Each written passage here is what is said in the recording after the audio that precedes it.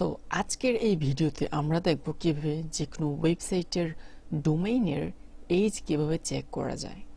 হ্যাঁ, মানে ডোমেইনটার কত সালে রেজিস্ট্রেশন করা হয়েছে, ডোমেইনের বয়স কত, বা এর মেয়াদটা কতদিন পর শেষ হবে, সব কিছুই আজকের এই ভিডিওতে আমরা দেখতে পাবো।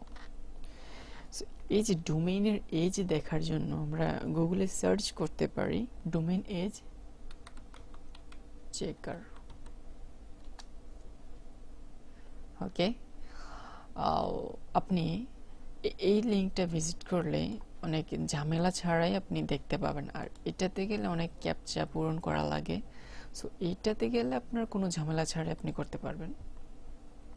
যেখানে বলতেছে যে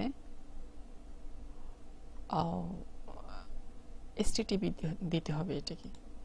ওকে, এসটিটিপি // ওকে, এবার আপনি আপনার ডোমেইনের নামটা দেন, যে ডোমেইনটা দেখবেন সেটা দেন। আমি এক্সাম্পল ফেসবুকটা দিচ্ছি, facebook.com। ওকে, তারপর একটু স্ক্রল অন করে চেক ডোমেইন এজ এটাতে ক্লিক করুন।